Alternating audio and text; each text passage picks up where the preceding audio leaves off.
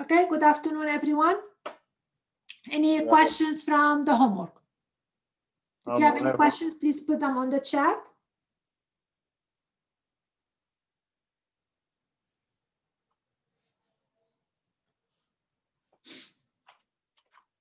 Okay.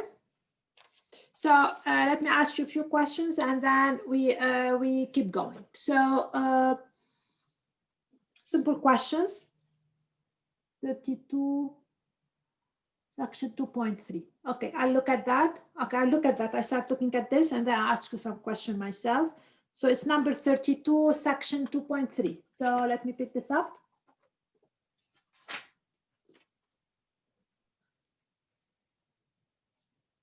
Okay. So 32. Suppose A is a n by n matrix.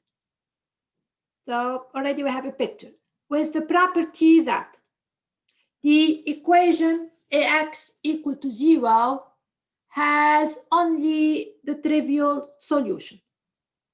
Without using the invertible matrix theorem, explain why the equation AX equal to B must have a solution for each B.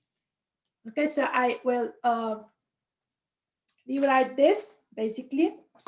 So this is the picture. Suppose we have a n by n matrix. Okay, and it's n by n. And when I solve the system AX equal to 0, so that's what's given to me. So it has a unique solution. Has a unique solution, namely X equal to 0. So that's really what is given to us. And they're asking us to explain, without using any invertible matrix theorems, they were asking us to explain why, if I solve the system AX equal to B, why AX equal to B has a solution regardless what B is. Okay. So why this is the case? Without using the invertible matrix, it means by analyzing in a way, what we know about the matrix. If this property is satisfied, what does it tell us about the echelon form of the matrix? Anybody would like to pitch in?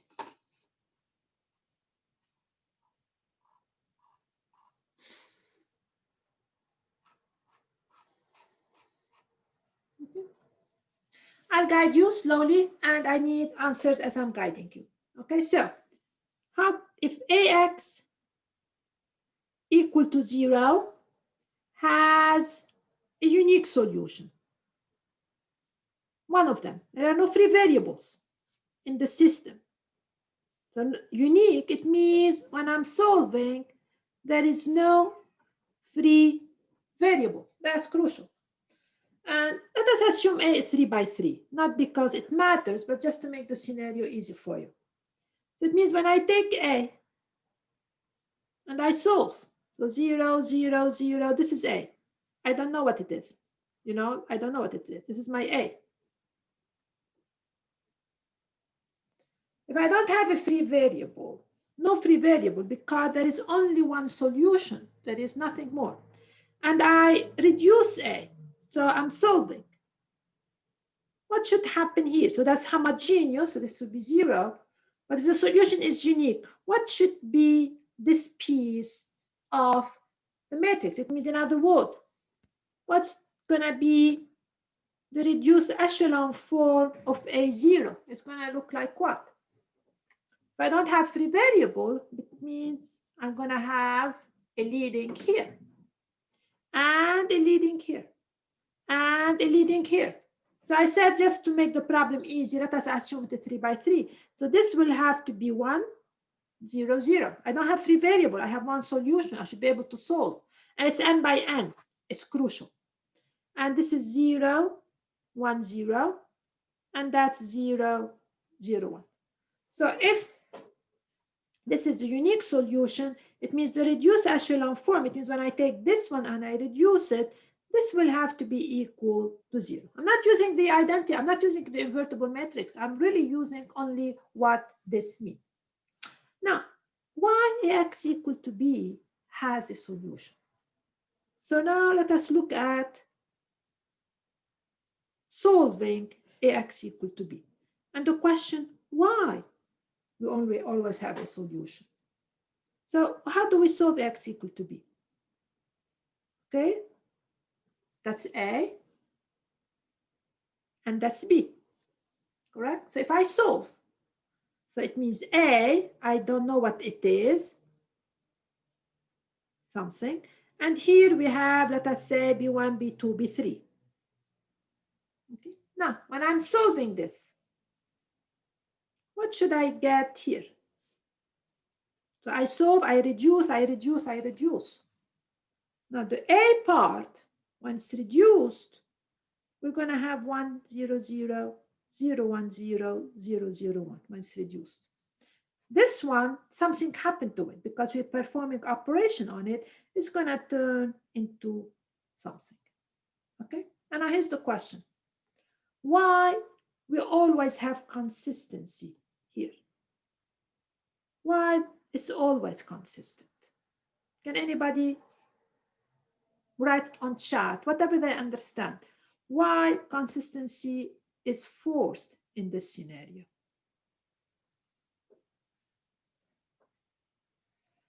If you have a leading in every column, because ax equal to 0 has unique solution, it means every row of A will also have a leading.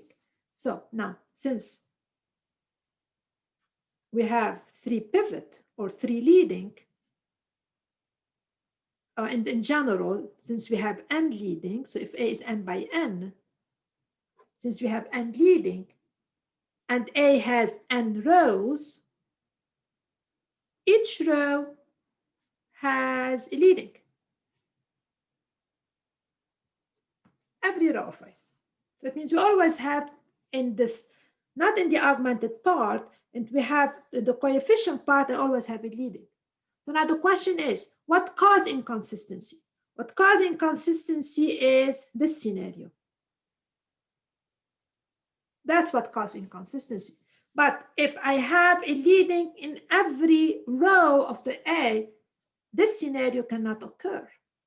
So A, each row has a leading. It means the scenario 0, 0, 0, non-zero cannot occur. So we have consistency. Okay, so if you have a matrix and a matrix A, that's the coefficient matrix, and when you reduce it, every row has a leading. Regardless what you put in here, you're going to be able to solve. And the reason because is that if every row has a leading, and I'm using row, not column, every row has a leading, this scenario cannot occur. I cannot have a leading in the last row. I cannot have a leading in the last row, in the augmented term, because all the leading are right there. Is this making any sense? Questions? Okay, so before we go back, I will ask you 2 questions, and then we have to go back to transformation. Again, simple questions about invertibility. And suppose I have the following, and my question is, do as little row operation as possible to answer my question. So my question is A invertible. That's really my question, right? Suppose A looks like that. 1, 2, 3, 0, 1, 2, 0, 2, 4. Is A invertible, yes or not? I would like an answer with as little math as possible. So somebody is telling me no, and the answer is correct, but why it is no? As little operation as possible, and tell me why it is no.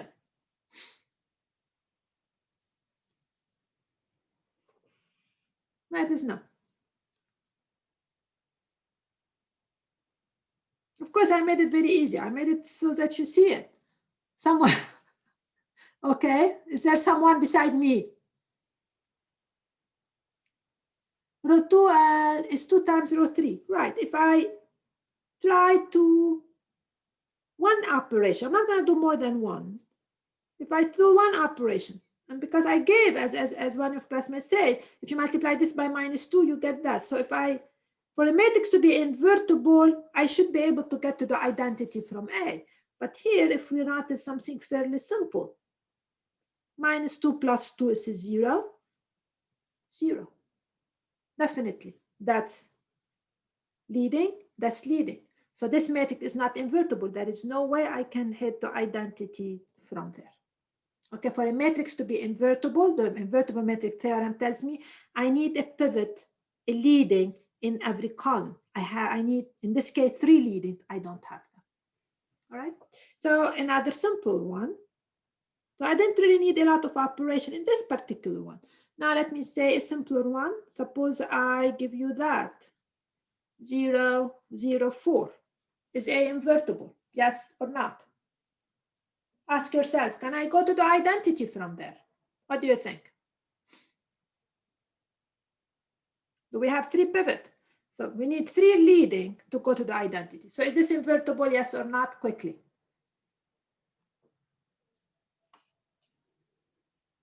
Yes, because I have 3 leading. This one and that one. Because I have 3 leading, I can go to the identity very easily in this scenario. Okay, I can make this into 1. Once I make this into 1, make this into 0, and make those into 0s, end of the problem. Right? My last question again about invertibility is a little bit different. And in this problem, I want you to use the invertible matrix theorem. So suppose I have a matrix A. And these are the columns of A. I didn't want to write any numbers. I just put the columns of A. So A1, A2, and A3. And suppose that 2A1 plus A2 plus A3 is equal to 0. So I have a matrix A. These are the columns. And let us say the column have this property. Okay, is the matrix A invertible? Yes or not? You can refer to the invertible matrix theorem to answer my question.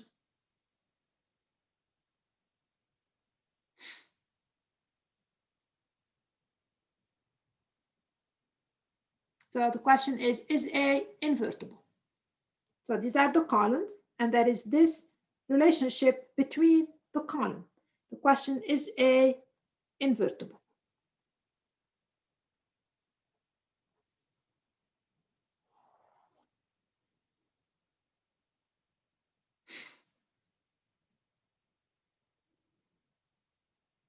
I give everybody a minute to interact with this.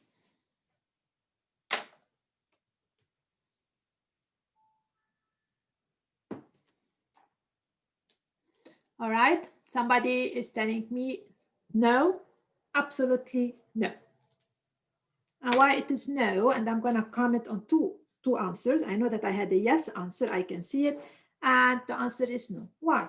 Because if 2A1 plus A2 plus A3 is equal to 0, it means those column vectors are linearly dependent. Okay, so one reason why it is no, because this tells me that the column vector are linearly dependent. Because what does it mean to be linearly dependent? Linearly dependent means you can find non-zero scalars that make this equal to 0. Okay, so these are linearly dependent. And the invertible matrix theorem tells me if you have a matrix, if the columns are linearly dependent, then the matrix is not invertible. So A, not invertible. So whenever you have a matrix and you look at the columns, if you realize that there is a linear dependence relation among the columns, there is no way you can invert the matrix. There is no way you can find something to multiply the matrix by to get the identity. That's what it means. Now, another question that again is being addressed with you. A student wrote that AX, it is invertible because AX equal to 0 has a unique solution. And this is definitely Okay, red gets your attention, and this is not true, because what's another solution for ax equal to 0? 0 is a solution, because a times 0 equal to 0. But if this property holds, it means if you take the matrix A,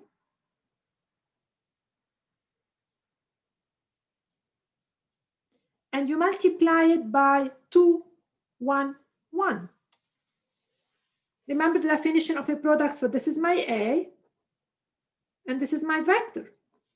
If I multiply them, I get 2a1 plus a2 plus a3, which I told you it's equal to 0. So it means the vector. So two reasons why it's not invertible. Reason one is that the columns are linearly dependent. Reason two, because ax equal to 0 has a non-zero solution. And namely, it's 2, 1, 1. Okay, so that's why this matrix is absolutely not an invertible matrix. All right, so again, here I'm invoking the invertible matrix theorem in two cases. First, either you can say dependent, not invertible by the invertible matrix theorem, or you can say we have a non-zero solution. 0 is already a solution, but that's a non-zero solution, therefore not invertible, right? Okay, any questions? I mean, I'm asking you, any other questions? All right, now we go back to transformations. We started them last time and we're gonna work with them today. And before I start working the new material, let me look at some geometric transformation. It's up to you to do the homework and ask me questions. As you guys know, I answer every question you ask, but you have to ask. I want you to do the homework. Okay, so let me take now the following transformation. Last time I gave you some geometric one, more geometric transformation. Okay, so these were assigned as homework. Suppose I take the following transformation. I forgot. Okay, suppose A is the following matrix: 1, 0, 0, 0. That's a matrix. And I take the transformation from R2 to R2. Okay, given by T of, that's what we call matrix transformation. T of x equal A times x. Okay, that's what I call matrix transformation. I mean, those are those functions where the rule of them is the vector is left multiplied by A. So geometrically, what does this transformation do? Okay, for that I want to find what it does to any vector, so I can generalize. Okay, what's T of x1, x2? It's A times x1, x2. 1, 0, 0, 0. So what it does to a vector, so this is, I'm going to draw the picture here. This is x1, x2, and I want to see what happened to it. Okay, this is equal to what? x1 plus 0, that's x1, 0. So what does this transformation do? It takes the vector x, that's my vector, to the following vector, x1, 0. So if this is x1, x2, it means this is x1. So it's going to take it to this vector. So this is A of x. Okay, so that's a geometric interpretation of this matrix transformation. It takes a vector x to this one here. So what do you think this A is doing? Who can give it a name? Who can give it a name? What's really doing this matrix? Anybody just come up with any name that you think fit this transformation? Last time we called it the dilation. Now I want to call it something else. What it does? Go ahead, ideas. This is my vector, x1, x2. It associates to it A times x is x1, 0. So what do you think it's doing?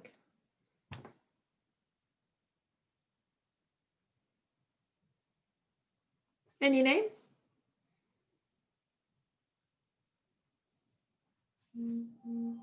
I think it's called the projection of the vector into the x2 axis, and this is really correct.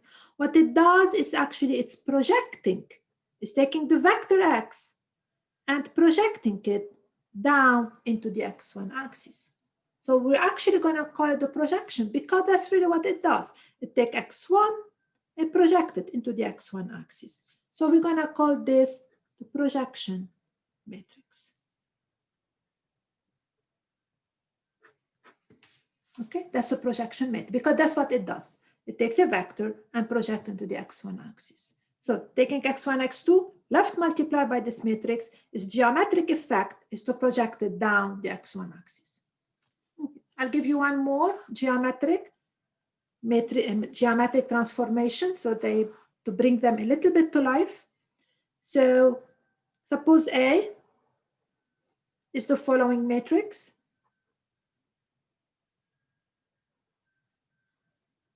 So last time we did reflection and we did dilation. So this one, I want to do this one, this matrix. Let A be this matrix. And my goal is to understand what does this matrix do to a vector geometrically.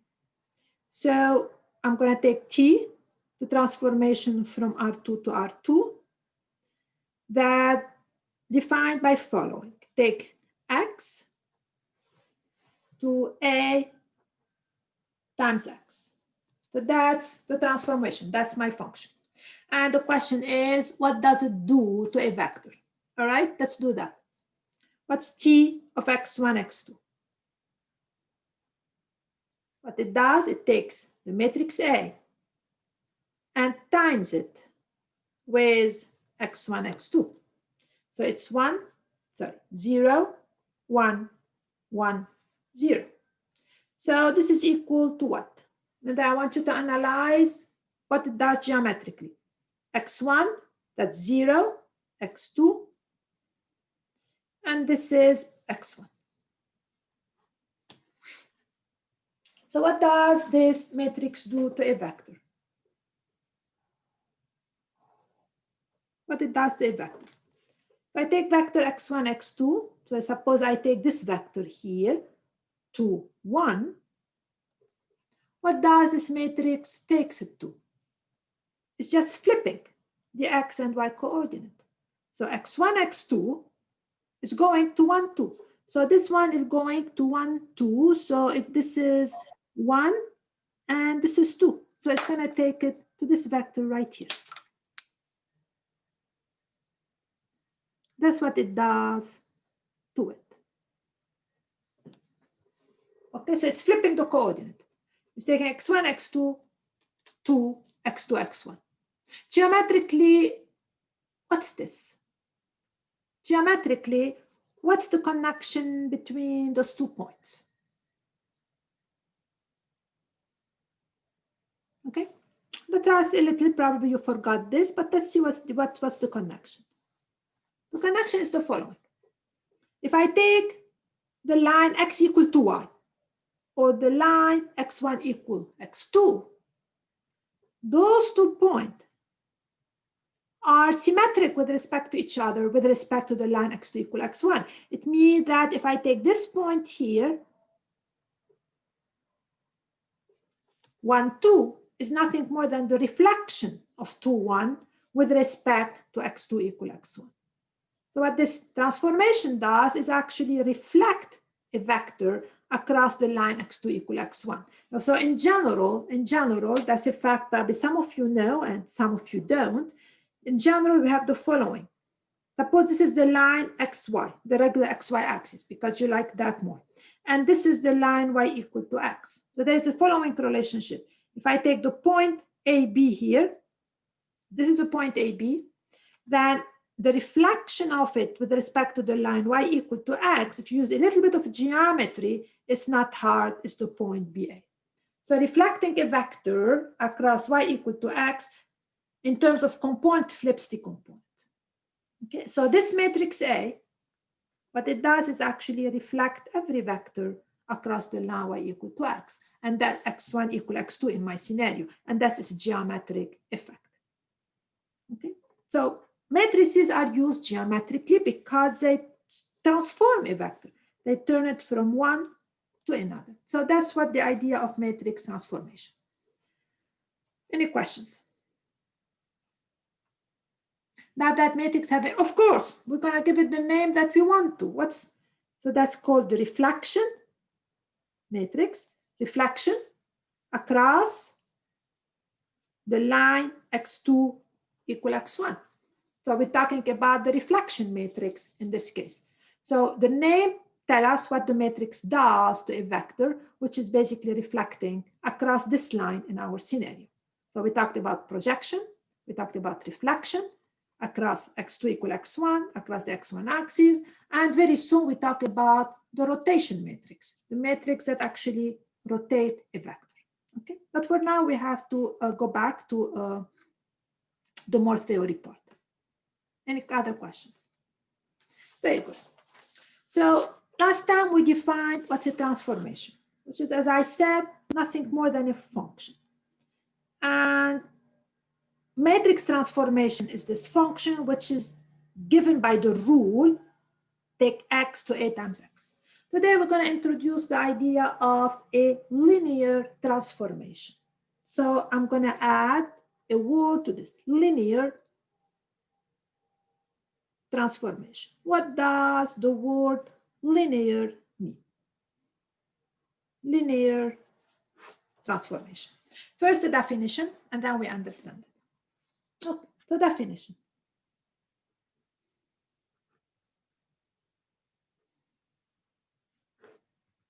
Suppose I have T, let T, so it's not a matrix transformation for now at least, it's just a rule from Rn to Rm. Let T from Rn to Rn be a transformation. It means, I repeat always, it means a rule, a function. Be a transformation or a function. I take a vector here, it associates a vector here. We say that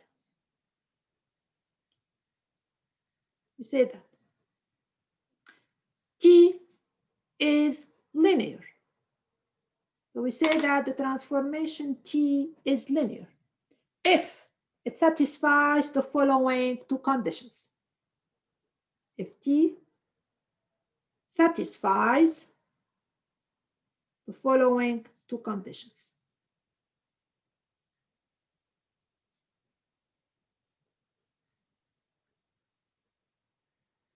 Okay, so we have a function. We say that it's linear if it satisfies the following two conditions. First condition is, okay, you know, when we have vectors, we add them and we scale them, right? So a function is linear if, whenever you have two vectors, u and v, of course you can add them. It's linear if T takes the sum of the vector, so the image of the sum is the sum of the image. Means T of u plus v is T of u plus T of v. We're going to understand this geometrically very soon. We call it for all u and v in R, for all vectors.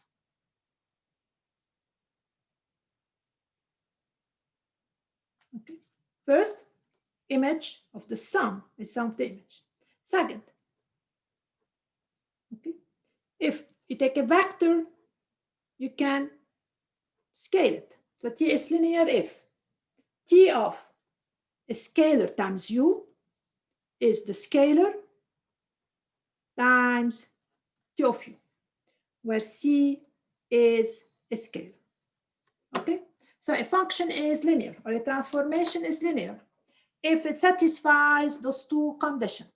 Okay, image of the sum is sum of the image. The image of a scalar times a vector is the scalar times the image of the vector. So let us understand those two conditions first geometrically.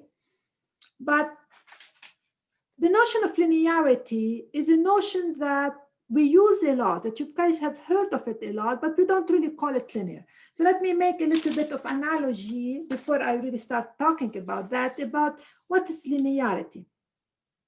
For example, suppose I take the operation that takes a function and differentiate it, take its derivative.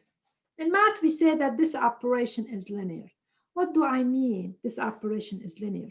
It means differentiation have the following property.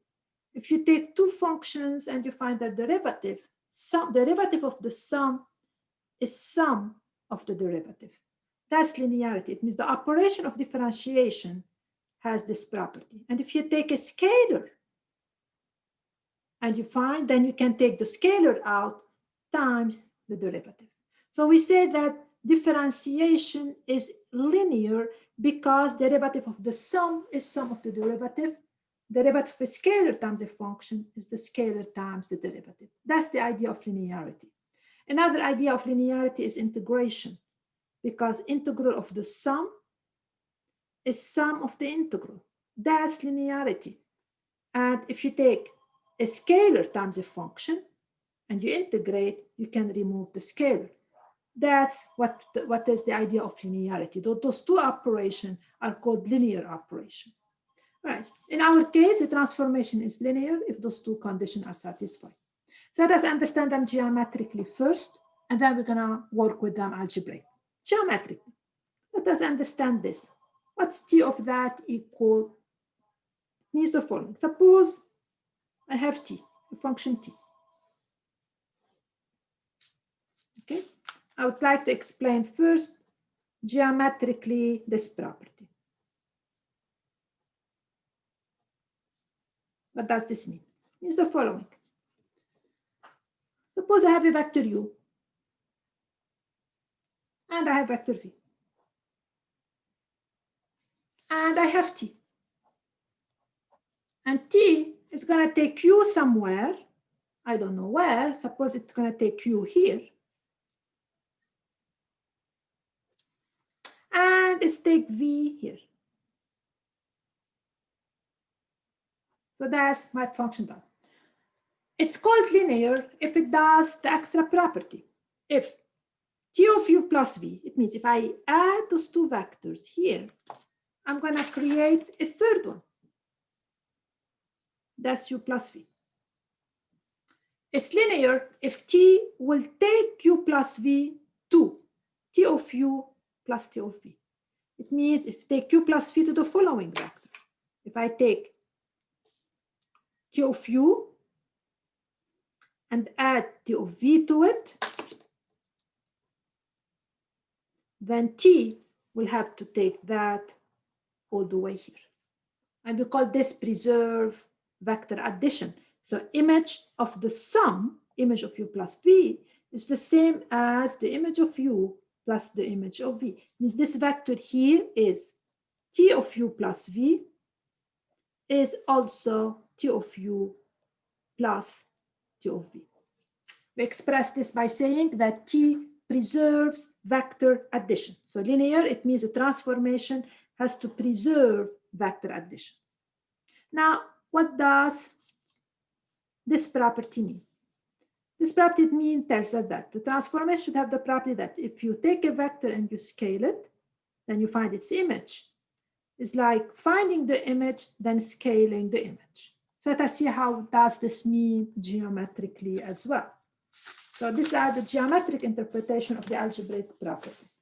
So that's the first one. The second one, I'm going to try to interpret that geometrically. So it means this. We have a transformation t, takes me from one place to another. And this is my u. And suppose my transformation take u, I'm going to send it to something in this quadrant, t of u. What does this property mean? It means the following. You take u and you scale it. So you're creating a whole new vector. A whole new vector. Where does t take this whole new vector? But this tells me that if you take a vector and you scale it, then t will take it to the following. Is you scale t of u by the same scalar. It means it's going to go like that. I take t of u, I scale it by c, and t is going to send this vector right there. So this vector will be t of cu. It will be also c times T of u. So T will scale it by the same vector. So this is what linearity is. That geometrically, that's what the linearity is. And our goal now is to see two things. First, are there functions that have these properties? Of course. And second, are there functions that don't have these properties? So these are the two questions we're going to address in this lecture. Now, before I address those questions, let us a little bit work with linearity. So what can we say? So I'm going to, how to work with linear transformation. How to work with linear transformation. So that we just understand at least the vocabulary. So how to work with it. All right, now I'm going to take a small exercise and work with it. So suppose I tell you T is a transformation from R2 to R3. Linear transformation. And linear now is important. Suppose I give you a linear transformation. Okay. And you're given the following. Suppose I tell you T, take a certain vector U. I'm not telling you what U is because it's not relevant to us. 2, 1, 2, 3. So a certain vector U, like the one I've been drawing, they're going to take a 2, 1, 2, 3. And take a vector V to, for example, -1, 1, 4. The number I'm picking are not relevant. Okay, so this is what my T is. Okay, so I have a transformation T, and it is linear, and it's like something like that, but I am in R3. It takes U somewhere, and it takes V somewhere else. So now I'm going to ask you we're going to do a very simple problem, because that's really the idea in here. So for example, suppose I ask you, find T of 2U. Okay, so if I tell you it's linear, it means it has those nice geometric properties. And I tell you what it does to U. Do we know what it does to 2U? Okay, linearity tells me that if it's linear, it means it should preserve scalar multiplication. It means T of TU should be twice T of U. So if it's linear and I know what it does to U, I know what it does to 2U. So this is equal to 2 times 1, 2, 3, which is whatever, 2, 4, 6. Okay, so we can do that because T preserves scalar multiplication. That's what we call this, preserves scalar multiplication. Okay, so if I know a transformation, I tell you linear, and we're going to have tons of linear transformation very soon, then that's what it does. If you scale a vector by U, it's the image is scaled by exactly the same scale. All right, now, part 2. Suppose I tell you find T of 2U plus 3V. Can I do that? What do you think? If I tell you T linear, if I tell you T has those nice, fantastic property, now think about integration. That's really the idea, and differentiation. So do I know what it does to T? So what does linearity tells me? Okay, this is equal. Linearity tells me that this is a vector and this is a vector here. T of the sum is equal to that. That's what linearity. So T preserves addition, preserves vector addition. Okay. But more than that, it also preserves scalar multiplication. It means I can take a scalar out. So that's twice T of U plus 3 times T of V. So if I know my transformation, my function has this property. It's just like we work with that's why I like the idea of derivative. So if you know what's the derivative of x, and you know what's the derivative of x squared, you know what's the derivative of 5x plus 3x squared.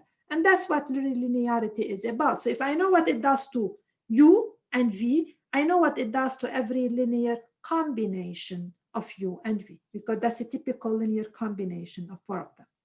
So the rest is, I just really kind of Just plug in numbers here. And then I add.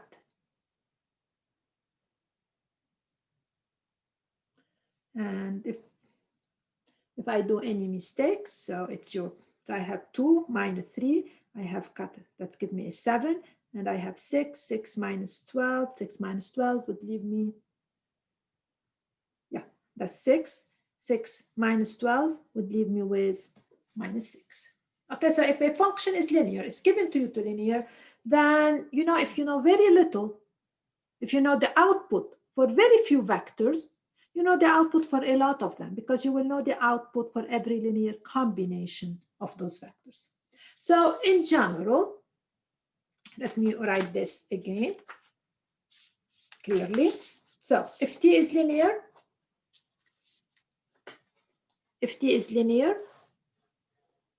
suppose T from Rn to Rm is linear,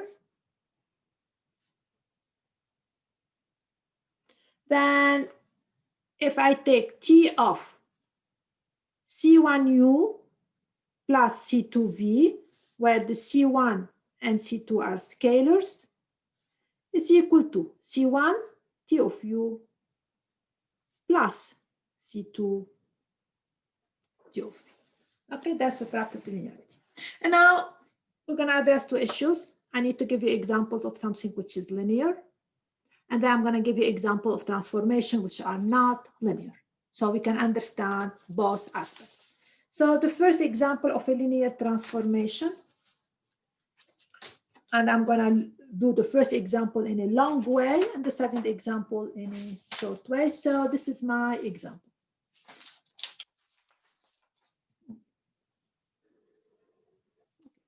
Let T be the following transformation. So example number 1, let T from R2 to R2 be given by, okay? And so I'm going to give you the rule, what it does. It takes a vector x1, x2, and since I'm going to R2, and it does the following to it. So x1 plus x2, so it adds the component. And here is 2x2, very simple situation, okay? So like if I tell you find T of 1, 2, for example, what does T do to the vector 1, 2? Okay, what does it do to the vector 1, 2? It adds 1 plus 2, and then it multiplies this by 2. It means 2 times 2. So it takes it to the vector 3, 4. That's really how it's acting. So my question now, show that T is linear. Show T is linear. Okay, I'm going to do that in the long way. All right, what does it mean linear? Linear means the following. I want to convince you that if I take two vectors, U and V, that's what I have to convince you, then T of U plus V, so suppose U, that's the component, U1, U2, and this is V1, V2, so that's what I have to convince you. This is U, and this is V. I want to convince you that this is the same thing as taking this one, T of U1 plus T of V1, V2. I'm going to do that algebraically. Okay, so I have to show you that this property satisfies that this is T of U plus T of V. Okay, so you can believe me that there are functions that have this property. Okay, so let's do that quickly. So let us compute T of U plus V. Okay, I'm going to compute this one. This is equal to 1. That's U1 plus V1, and that's U2 plus V2. A little bit of algebra, which doesn't hurt. Okay, this is equal to 1. So I'm going to compute this, and then I'm going to compute those separately. And I'm going to convince you that we get exact same answer. Okay, so I'm going to compute this one right here, and I'm going to compute this one right here. I'm going to convince you I'm really getting the same answer. It's really the same thing. I can split my vectors. All right. What's T of U1 plus V1? Let me see how my formula works. What does TU? It adds the component. It adds them. And then the second entry, it takes twice the second one.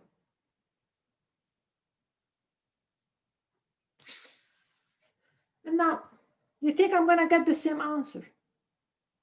You think I'm going to get the same answer? Suppose I evaluate this, what I'm going to get? U1 plus U2, 2U2, and this will give me V1 plus V2, 2V2. If I add them, I get U1 plus U2 plus V1 plus V2. I promise you I'm going to give you a shorter way to do this problem, but now you have to bear that with me, plus 2V2. Absolutely the same verbatim. So if you compute image of U plus V, or you take sum of the image, you're getting the exact same answer. That's really what the linearity is about. Now we're going to do one more, not one more problem. We're going to show that it preserves scalar multiplication. So what does it mean? So that's the first. Second, I want to convince you that I can basically pull the constant out.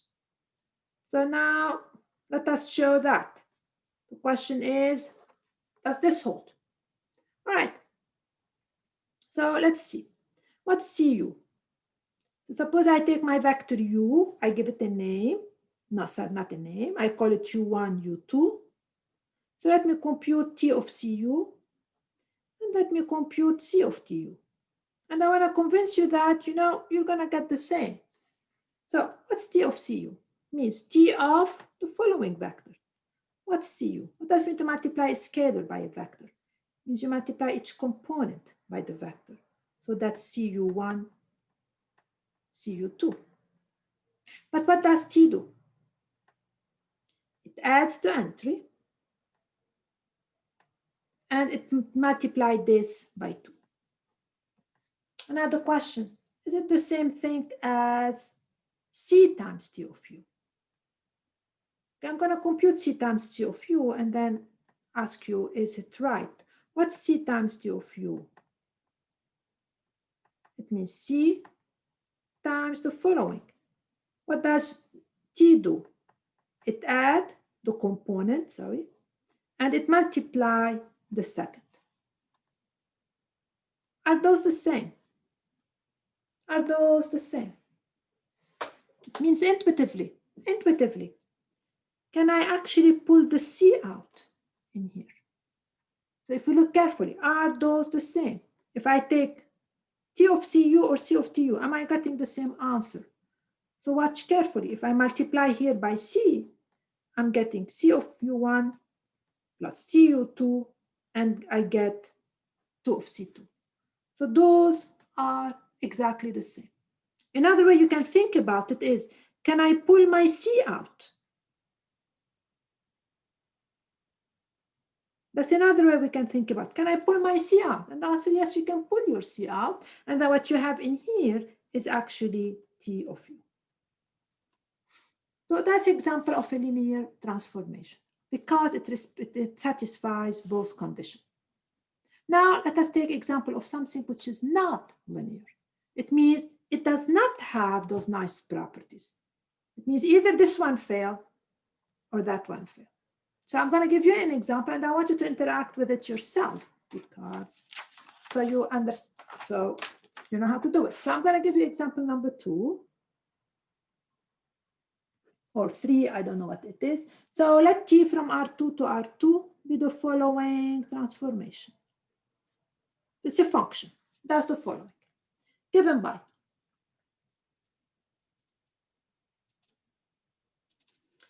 it takes a vector x1, x2 and associate to it the following. x1 square, why not, 2x2.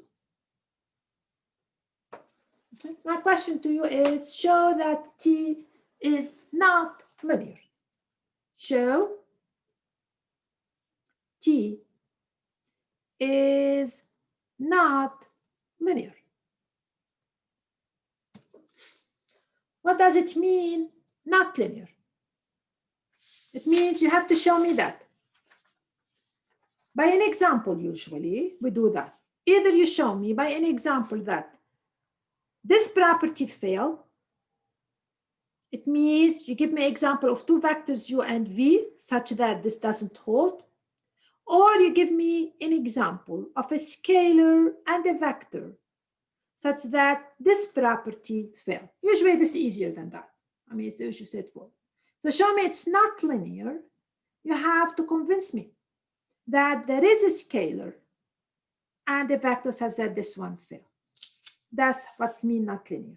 It means I can take a vector, scale it, the image is not scaled by the same scalar. Something else happened to the picture.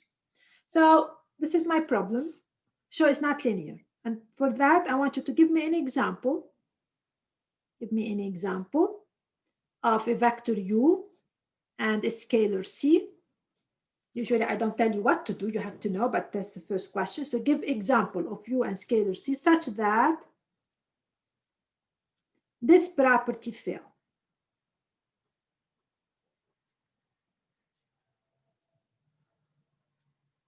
That's how I want you to show me it's not linear. Means I take vector, I scale it, its image, I find where it goes. It's not like scaling the image. That's okay. I'll give you a minute to give me the example. Those are not hard examples at all. So I want an example like that. So this is the transformation. I want to tell you that you cannot pull the C out in here. There's no way you can pull the C out. Not no.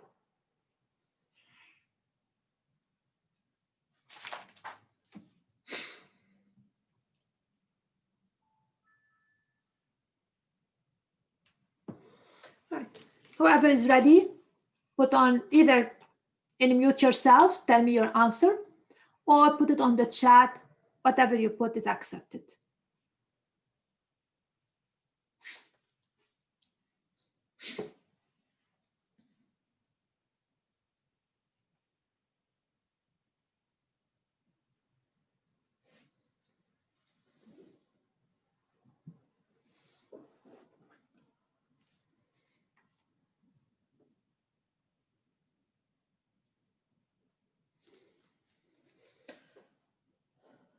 You have 1 minute. You should be able to get that in 1 minute.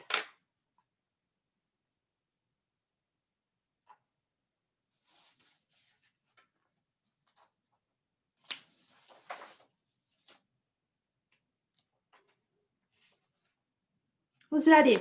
I want a constant and I want a vector. Such that this property failed for this transformation. Okay, somebody is giving me, what's the scalar? So somebody telling me C equal 8. So somebody tells me, okay, U equal 2, 4, and C equal 8. Does his example work? Okay, so it means, okay, does this, so you have to really think about, does this example work? Let us try it. Okay, so while I'm trying it, if somebody else have any other example, please tell me. What's CU according to his example? 2 times 8, that's a 16. Why did you have hard numbers? 4 times 8, that's 32. Because that's what his CU is. Okay, so what's their image? X1 square, it means 16 square, and twice 32, which is 64. Okay, I'm just analyzing his example because I want to tell you, now 16 square, I think that's 256, I'm not wrong, and this is 64. And the question is, what if I take C times T of U? His C is 8. His U is 2, 4. Okay, this is 8 times. What's T of U for? Okay, what does T do? It takes the first component and square it. and it takes this one and multiplies it by 2. So this is going to give me 8 times 4, 32, unless I'm doing something wrong. I don't think so. And this is 64. Okay, absolutely different from each other. So this transformation is not linear. So it means geometrically, I have this transformation from R2 to R2. Now, there are a lot of easier numbers than that, but I have to check whatever you guys give me. So geometrically, it means what? This is the vector u, 2, 4. Okay, 2, 4. Okay, that's the vector u. And I scale it by 8. And that's 8 times u. What is happening is, when I took t of u, t of c times u was 256 times 64, was this vector. But when I scaled c of u, when I scaled that, those two were not scaled by the same factor. So if I took t of u and I scale it by 8, it's not like t of cu. Those are very different vectors. So my transformation t is definitely not linear. Okay. Now you can think of simpler examples, like where c equal -1, for example, and it will do definitely the job for you. Now, before I proceed to the other example that I want you guys to give me the same thing, let us analyze what's really breaking the linearity in this problem. Let's watch what's really happening algebraically. What's happening algebraically is the following. That's the algebra. When I take a vector and I multiply it by a scalar, u. So this is going to give me t of cu1, cu2. Okay, that's what's happening algebraically, which really make us fully understand why I cannot pull the constant. Now, according to this, my formula, what does t do? It square those. So that's c square u1 square. And it multiply this one by u. Okay. Now, what does t of u do? T of u is it is u1 square and 2u2. So when I multiply it by c, I have a c in here and I have a c in here. And the question is, can I pull a c in this situation? The question is, can I pull a c in this scenario? And what's really getting me here? If I multiply a c by u1, I will have c u1 square, but I have a c square in here. So what's really giving me a problem is that when I'm taking t of c1, c2, I'm having c square u1 square, and this is stopping me from pulling out the c. If I pull out the c, I will have another c sitting in front of me. So I cannot really pull out the c in this transformation. So it's the squaring that actually giving me all the problem. Okay, I'll give you another example. And I want to ask you the same question. So example number 2. Suppose I give you t again from, I'm giving you R2, R2, but I can give you anything else. So suppose t is the following. From R2 to R2, given by t of x1, x2 equal x1 plus 2 and x2. Do you think this is a linear transformation? Very simple one.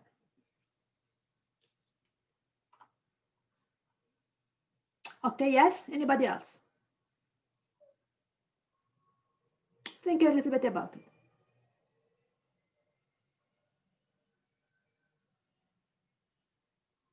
Do you think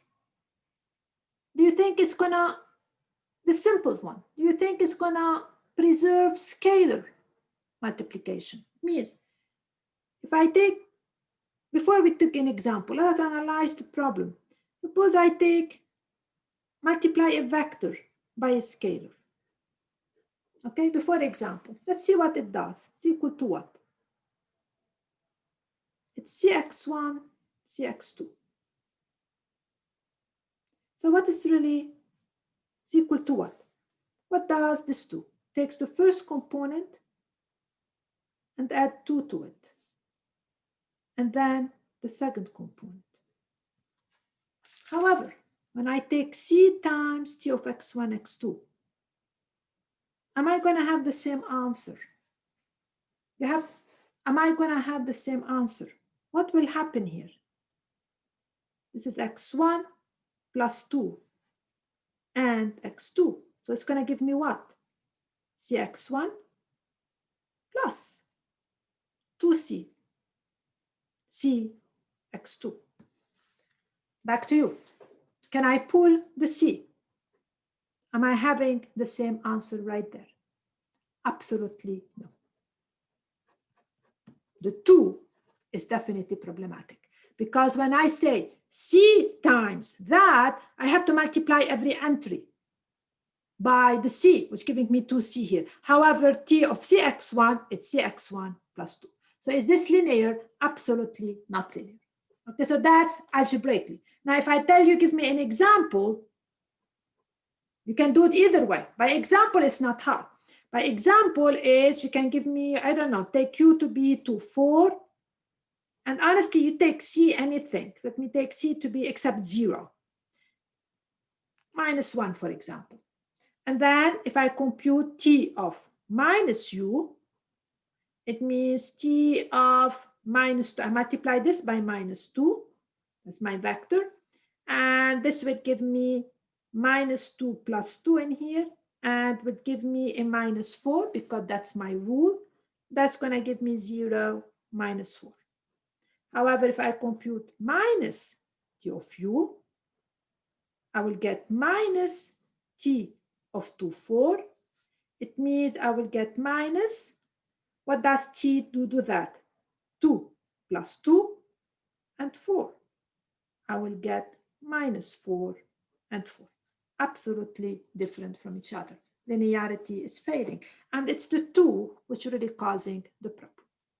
Okay, now, so those are 2 which are not linear. So I showed you, I gave you example of linear transformation and gave you example that really linearity fails. And this is my constant here. I can't really pull it out. That's really what I am telling you.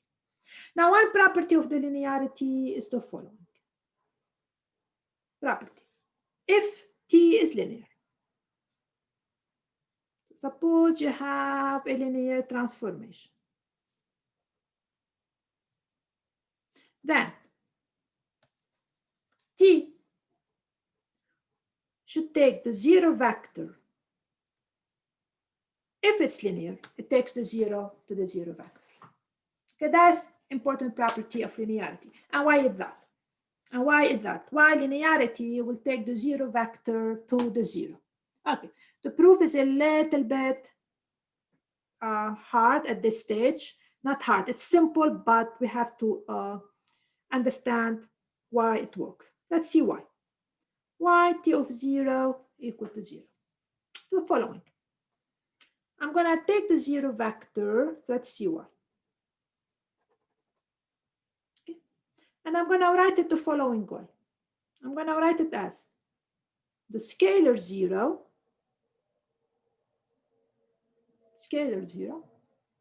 times, I don't know, times u. Well, u is anything. I don't care what it is.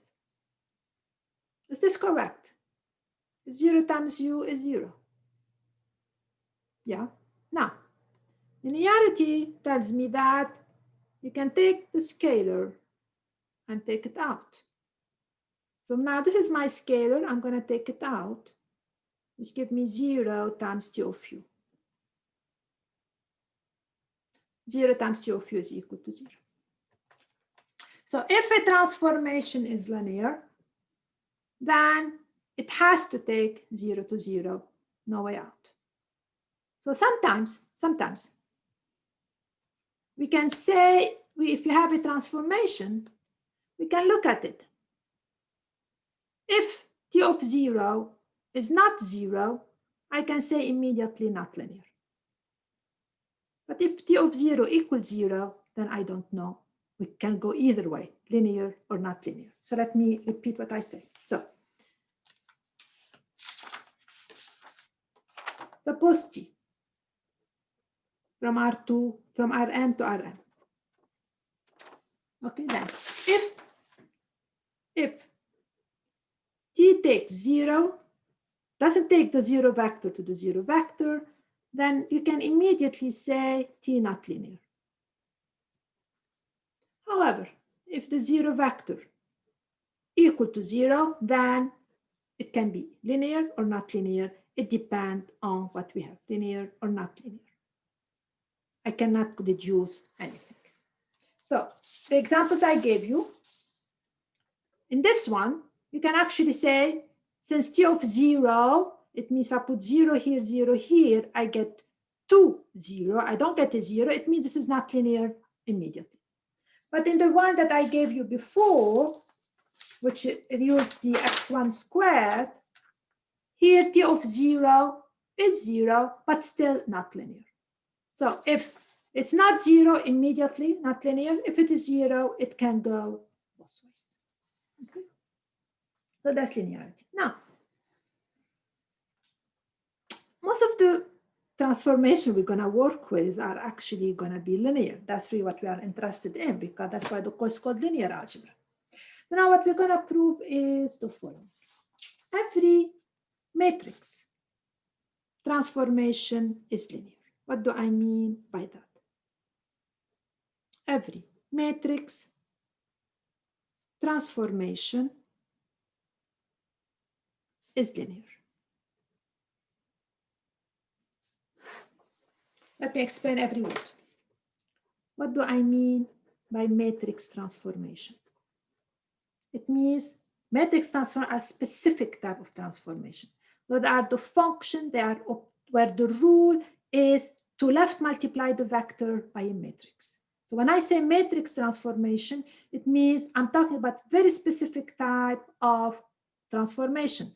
Those who are obtained by left multiplying them by a matrix A. Every transformation that's obtained this way is linear.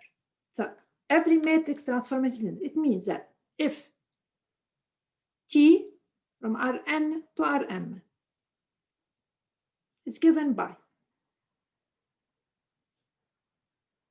T of x is A times x, so that's the rule. So I gave you A, it's very clear, then T is automatically linear. It means it has this nice property. We can split the sum of the image of the sum is sum of the image. And let us see why. Let us see why. And why this will make things a bit easier for us. Let us see why. All right. Why this is linear? And this comes really from the property of matrix multiplication. So suppose I have two vectors, u and v. Okay. What's T of u plus v?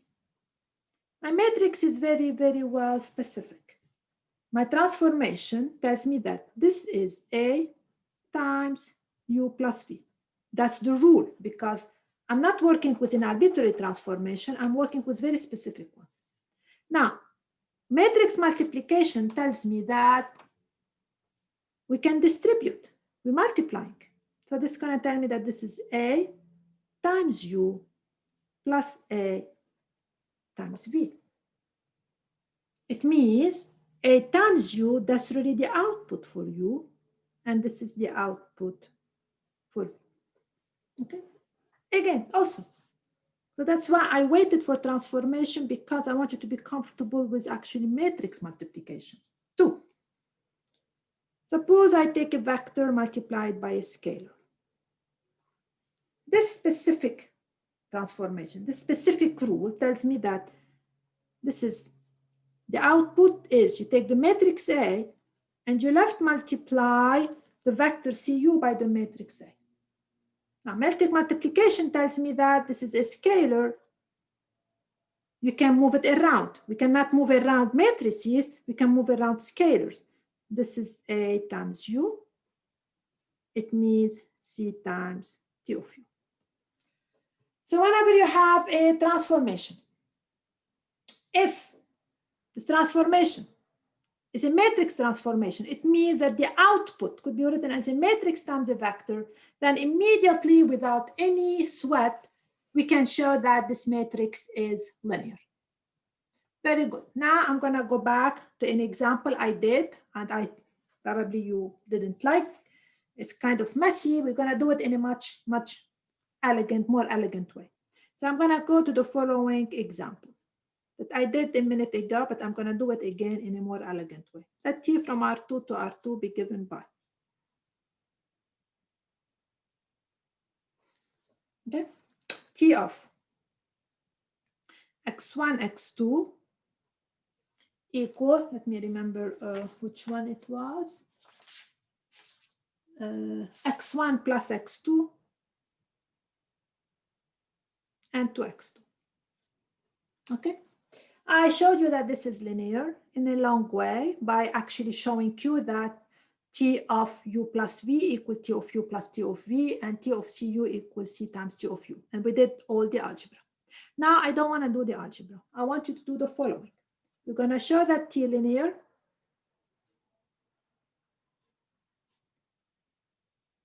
by showing that T is a matrix transformation. What do I mean by that? Show T linear by doing the following, by finding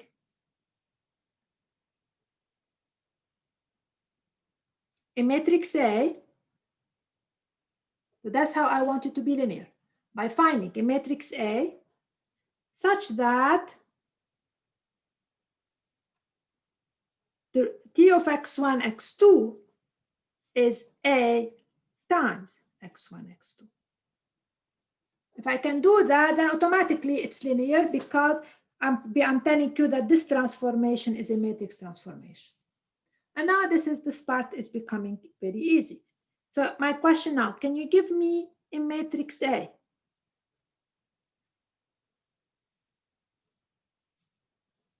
Such that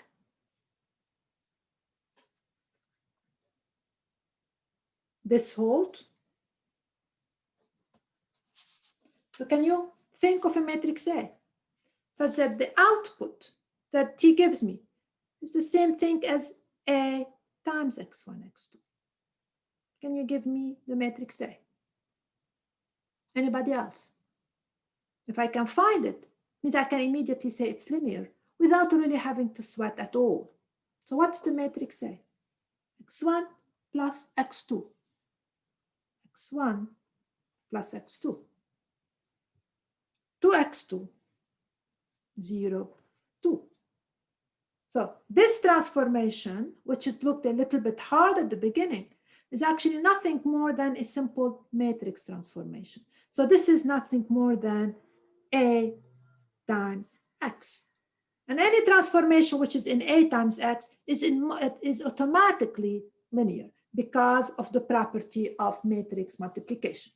So this transformation that I had to work hard on it at the beginning to convince you it's linear, I don't need to do that anymore. If I can find a matrix that implements it, then it's automatically a linear transformation. Let me give you another example. And the idea here is the following, that I want you to show me linear basically by finding the matrix that implement the transformation.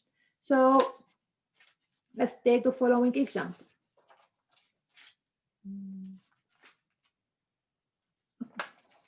So let T from, let us say, R3 to R2, because I gave you a lot R2 to R2, be given by.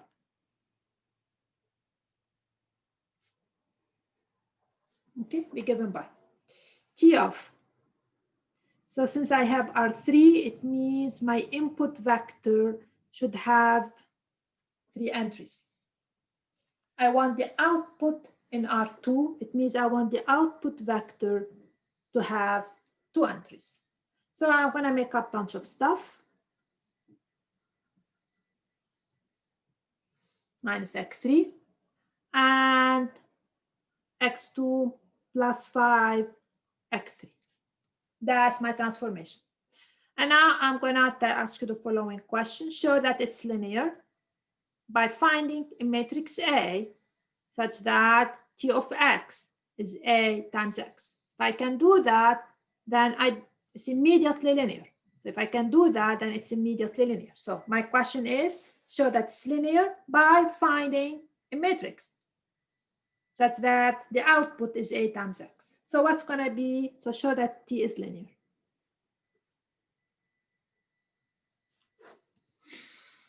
So show T linear is going to become easy for us because you will be able to look for the matrix that implemented. So let us see what is T.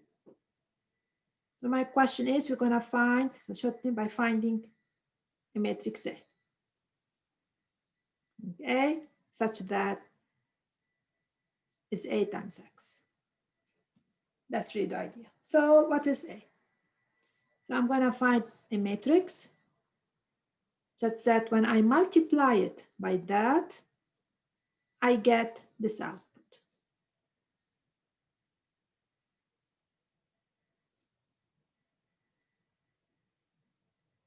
That's what I want. All right.